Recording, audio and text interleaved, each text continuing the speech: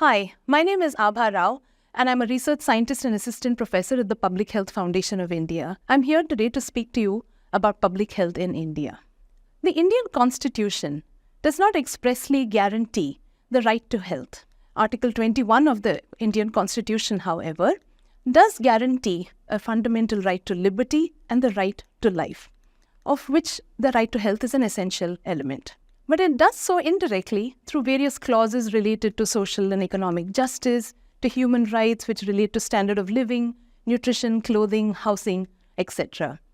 More recently, some state constitutions have passed the Right to Health Bill, or more accurately, the Right to Health Care. And these bills require the state to ensure the right to health and to maintain public health. The Bhore Committee in 1946 was a report that shaped the Indian public health system as we know it today. It was envisioned as a primarily public healthcare system, but is presently a mix of both and addresses both curative and preventive care. For this presentation, we shall focus on the public health aspect of it. How is the health system organized, first of all? At the lowest level, you have these accredited social health activists, or ASHAs, who are community workers who operate at the village level. With around 1 million workers, it is the largest community health worker cadre in the world. At the next level, we have the sub-centers, which are the most basic unit. They're staffed by nurses or midwives and volunteer health workers. They can provide maternity care, very basic maternity care, advise on family planning, treat some diseases like diarrhea and fever. For most people, especially in rural India, it is the first point of contact with the public healthcare system. There are approximately 160,000 sub-centers in the country. At the next level, we have the primary healthcare center or the health and wellness center, which is a referral point for 4 to 6 sub-centers. It is a bedded facility, has some laboratory facilities, has some pharmaceutical supplies, etc. It is staffed by medical officer and paramedical staff. And there are about 30,000 of them in the country today. At the next level, we have a community health center. The community health center is a referral center for 4 PHCs. It has an operating theater. It is staffed by a physician, an obstetrician and gynecologist, a surgeon, a pediatrician, and other allied paramedical staff. There are about 5,000 of these in the country today. And the next level, we have the district hospitals or subdivisional hospitals, also known as FRUs or first referral units. These are 24-hour tertiary care facilities. They can provide emergency care, obstetric and neonatal care services. They have a blood bank, and they serve, and there's approximately 750 of them in the country today, approximately 1 per district. It's important to note that healthcare is free at all of these facilities, and that covers consultations, diagnostic tests, medicines, procedures, etc. In the early years after independence, the goal of most Indian public health missions and interventions was essentially to keep people from dying. We had a very high mortality rate, and towards that end, we have made significant gains. Our life expectancy has increased from 32 to 70. Infant mortality has fallen from 78 to 27 per 1,000 live births. Maternal mortality has fallen from 556 to 113 per 100,000 live births. Severe malnutrition has been halved. There's been a decline of 50%. And we've also eradicated smallpox and polio over the years, both of which were huge sources of death and disability. A lot of these gains have happened just in the last few decades, and we've been able to better track this thanks to the implementation of the National Family Health Survey, which periodically collects data from all over the country. However, these gains have not been distributed equally, and many have leveled off over time. There are wide inequities across familiar axes of disadvantage: gender, caste, rural residence, economic class, etc. And these have been documented across India for a variety of health outcomes and across a variety of social and demographic characteristics. This applies to outcomes that have to do with not dying, so curative care, as we've talked about. And it also applies to a second set of outcomes more recently, which have to do with improving health outcomes. So these are preventive care methods like antenatal care, immunization, institutional deliveries, etc. It's important to note that often these axes of disadvantage can intersect with each other and multiply the effects of disadvantage. In this map of India, we can see that there is a large variation in the life expectancy rates, with a gap of over 7 years between Kerala and some other states. In this map, we can see that the maternal mortality rate in some northeastern states is almost 6 to 7 times as high as it is in Kerala, which has the lowest maternal mortality rate in the nation. In this graph, we can see that the under 5 mortality rate is higher in SC and ST groups, or scheduled caste and scheduled tribe groups, compared to non-scheduled caste and scheduled tribe groups. And in this slide, we can see that it is higher among rural children than urban children. One sees similar patterns with the infant mortality rates, with vast differentials between those in the poorest and wealthiest quintiles. Socio-demographic characteristics such as low caste and rural residents intersect with other axes of marginalization such as female gender, poverty, or rural residents to further have an impact on health and survival outcomes. In this, we can see the immunization rates for children aged 12 to 23 months. Vaccination coverage ranges from close to 90% in Himachal Pradesh to only 60 to 65% in certain northeastern states like Manipur and Meghalaya. In general, coverage is higher for wealthier and higher non-tribal castes. We see differences in medical expenditures between men and women. We see similar patterns with respect to health expenditure for specific medical conditions, with the largest differential with respect to cancer treatment or the duration of hospital stays, with the differential widening with the length of the hospital stay. In every instance, we spend much more on men and men's health than we do on women and women's health. While we have made great strides in many areas, many issues remain. MMR and IMR may have declined, but they remain higher than some of our neighbors, Sri Lanka, for instance, or on par with poorer neighbors such as Bangladesh. They still fall short of the Sustainable Development Goals. Anemia and malnutrition remain significant and have stagnated and even worsened over the last few years. India has the highest burden of tuberculosis globally and is responsible for around 220,000 deaths per year. This represents over a third of the global burden of tuberculosis. It also has an extremely high proportion of tuberculosis that is partially or completely resistant to drug treatment.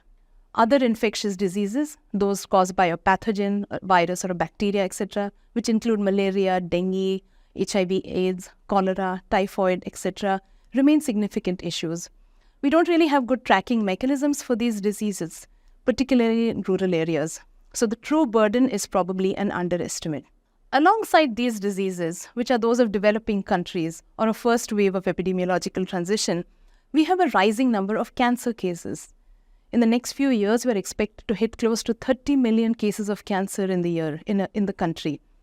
Every year, around 850,000 people die of cancer-related causes. The high death rate is due to limited screening and late diagnosis. The proportion of death due to non-communicable diseases, such as cardiovascular disease, chronic respiratory disease, and diabetes, have gone up from under 40% to over 60% in just a few decades. These are due to changes in dietary habits, lack of physical activity, alcohol and tobacco consumption, and other such factors. With respect to mental illness, we know that 15 to 20% of Indians suffer from it. Primarily common mood disorders such as depression and anxiety, but also psychiatric illnesses. Rates have increased over the years. There's a lack of awareness, there's a lack of screening, there's a lack of treatment, and most importantly, mental health and mental health treatment remains highly stigmatized. To address these significant health issues, we need health facilities that are available, functioning, staffed, and stocked with medical supplies and medicine. We have to consider the number of people served per public health or primary health center, the population per hospital bed, the availability of equipment, etc., and the public health infrastructure, roads, electricity, running water. Addressing these overlapping and significant health burdens requires a strong public health system that meets the Indian public health standards. And this is often easier said than done. In this map, you can see that India has approximately 1 hospital bed per 1,000 population, when the global recommended standard is 3 per 1,000 population. A bigger problem is that they are largely concentrated in urban areas. So around 70% of our hospital beds are located in urban areas and fail to serve the rural population. And there is also huge disparities within the country. For instance, the population per hospital bed is nearly 15 times higher in Bihar compared to Karnataka. What does our basic health infrastructure look like? According to our rural health statistics, we can see a large shortfall between what is needed based on our population and what is actually available. We can see that there are shortfalls at all levels of public health facilities, starting from sub-centers. Even when those sub-centers or primary health centers or community health centers do exist, we see that only 4% of sub-centers or 13% of PHCs and 4% of CHCs actually meet the requirements, with many lacking electricity or water supply. Many of them don't have labor rooms or operating theaters or even a minimum number of beds. Here too we see wide disparities. For instance, the number of people served per PHC is twice as high in Uttar Pradesh compared to Tamil Nadu, over 45,000 compared to under 25,000. Over 90% of PHCs in Kerala have at least 60% of the required equipment compared to fewer than 10% in Bihar. So this is a significant issue, as we can see, that goes down to the very basic levels of public health facilities throughout India. Another pressing concern is that of human resources. At all levels, we have acute shortages of doctors, nurses, and other paramedical staff. Although more recent data suggests that we are approaching the recommended ratios. But of greater relevance, they are once again largely concentrated in urban areas, not in rural areas where the majority of the population lives. The problem is acute when it comes to staffing in rural areas, and here regional variations become quite evident. Doctor shortages are especially severe in states that already have poor indicators such as Bihar, Uttar Pradesh and Rajasthan, and especially with respect to specialties such as obstetrics and gynecology, anesthetics, surgery and pediatrics. In the absence of key personnel and facilities at lower level facilities, for example, labor rooms, nurses and midwives and so on, how does one safely deliver a baby? This also puts pressure on upstream medical facilities. How is our health system funded? Health falls under the Ministry of Health and Family Welfare's annual budget. And there's a budget of around 80,000 crores approximately, give or take by 10,000 crores, and it is supplemented by state funding. This covers both direct services, care provision, as well as capital expenditures, such as infrastructure. A little over half of the health budgets funds the implementation of the National Health Mission, which includes what we consider our usual public health programs and priorities: maternity, childcare, immunization programs, etc. A little under 50% funds central government hospitals such as the AIIMS and medical colleges, government medical colleges, public health insurance schemes, and specific schemes related to tuberculosis or AIDS control, medical research, etc. It's important to note that as a percentage of the GDP, India has one of the lowest expenditures on health. When we should be spending at least 4 to 5%, we've rarely crossed the 2% mark and have often been closer to the 1.4 or 1.5% mark. As a result, Indians have amongst the highest out-of-pocket expenditures related to healthcare in the world. Numerous studies show that there are many associated costs that people must pay out of pocket, even when they use public health services which are technically free. A significant proportion of families' total spending is on health, and in fact, it is one of the primary drivers of impoverishment in the country. Some of the financial pressures associated with health care have been eased by the introduction of publicly funded health insurance schemes. This example brings together a lot of what we've spoken about though: social inequities, expenditures, etc. Until a decade ago, less than a third of Indians were covered by health insurance. Government employees and those who could afford private insurance. The vast majority of the country was uninsured. The introduction of publicly funded health insurance schemes has been an important and significant step towards health coverage. However, we see that there are nevertheless social inequities with respect to how public health insurance has been implemented in the country. There are variations with respect to awareness, enrollment, and utilization. For instance, we see that it is lowest among households in the two lowest wealth quintiles, based on utilization on claims. So the wealthier are benefiting more than the poorer. Enrollment and use is lower amongst vulnerable groups, such as the scheduled castes, scheduled tribes, OBCs, Muslims, the elderly, etc. And often it is with these communities that health spending is associated with impoverishment. It is lower in rural areas and lower in poorer states. So for instance, it is very high in Kerala and Himachal, but low enrollment and utilization in Bihar, Madhya Pradesh, Uttar Pradesh, and Assam. Enrollment based on gender is also similar. but not on utilization and claims. For instance, women's health tends to focus on reproductive and maternal health at the expense of other forms of health. Studies show that the implementation of the program is highly influenced by social inequities, and there's a lack of coverage of certain health conditions, which can again contribute to a high out-of-pocket expenditure. In summary, the right to health is undermined by 4 factors: India's high disease burden, its social inequalities, its inadequate health infrastructure, and its underfunding of health services.